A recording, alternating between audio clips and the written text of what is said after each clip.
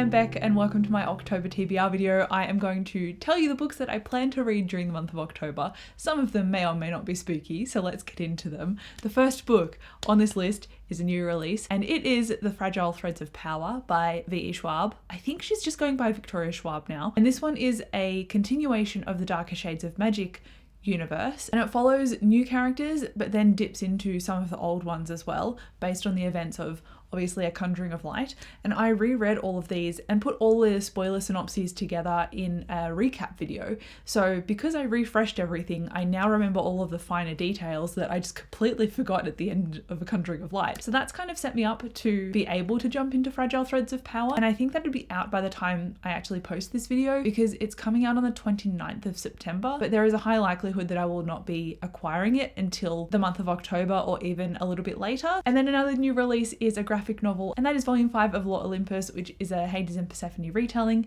It is a webcomic as well, so I have made sure to not look at the webcomic, and I'm reading them all in a physical form. And I have pre-ordered this one, so I hope it comes on time. It's supposed to release on the 5th of October. The next one I'm keen to read is also a new release, but unlike Lord Olympus, it doesn't come out at the beginning of October. It actually releases on the 31st.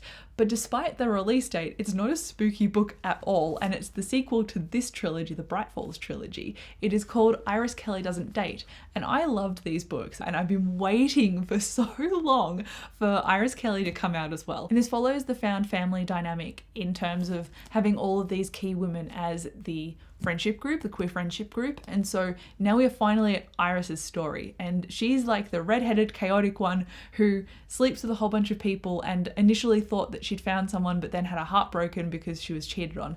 So now it is following her story, and she's probably going to realize that love does exist, which is going to be exciting for her sardonic character to realize. I'm looking forward to the character growth. I'm looking forward to seeing more of the friendships as well. It's going to be a great time, I think, and these ones have been steamy, spicy, and funny as well, and I really liked them. I'm tempted to reread them before I read Iris Kelly, but I think I'll make time for other books instead. It depends on my mood, obviously, because it's getting warmer in Australia, so maybe I actually could reread them and it wouldn't be out of the ordinary for the season. Everywhere else is getting colder, but here it's warming up, so these would definitely fit the bill for a reread. I don't think that's going to happen.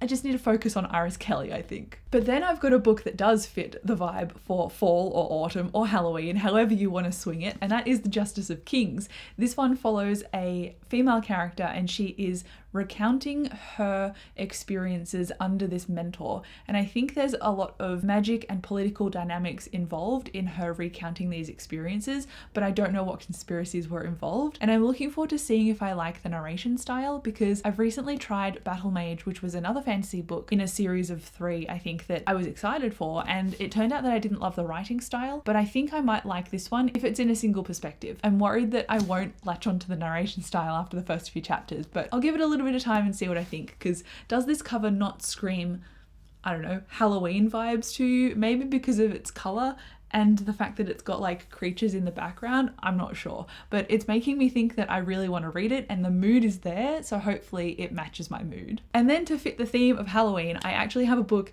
on this TBR that has witch in the title, and that's called The House Witch. And I think it's about this guy named Flynn. I think he's trying to escape his past, or he has an ulterior motive. The synopsis isn't quite clear, but he applies for and gets a job to be the royal chef for this king and queen, and while he's becoming this incredible extravagant chef, he actually has some secrets, and I think they are potentially uncovered.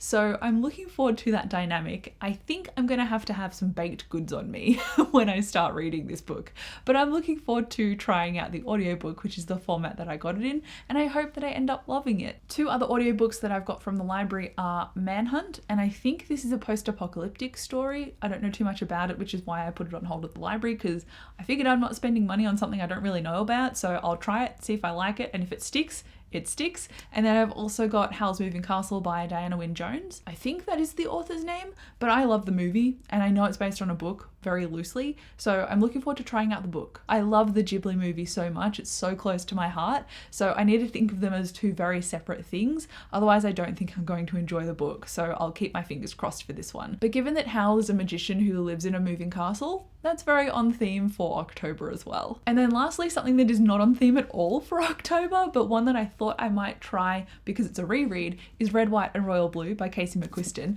I love this book. I've read it twice and I need to read it more. And this follows Alex and Henry. Alex is the first son of the President of the United States, who is his mother, and Henry is the Prince of Wales, obviously part of the royal family, and they both meet at a wedding for Prince Henry's older brother, and both of them accidentally fall into and destroy the giant $70,000 wedding cake. And from there they have to do PR damage control, and so because of this forced proximity and that they have to pretend to be friends, they actually build this relationship with each other. And I just love how chaotic Alex, the main character, is. This just brings me so much joy to read, and also I really want to rewatch the movie as well because I love that too. So this one will bring me some joy if nothing else this month. I'm hoping to find books that I love, but I've had a streak lately where I've just been finding meh books to read. So I want to revisit something that I love and hopefully try some other things this month that I will love too. So there you go, that's it for my October TBR really. It's probably going to be a bit of a mishmash of a bunch of things too, because I want to try and read through my TBR cart behind me as well and see if I can make some tracks on finishing some of those before the year gets close to finishing, but we'll see how my reading goes in general. But ultimately I'd like to get through some of these and some new releases, so cross your fingers for me. Let me know if you're reading anything that's releasing very soon as well. I would be interested to know. But thank you so much for watching this video. I'll come chat to you down below in the comments, and I'll see you in my next video. Bye.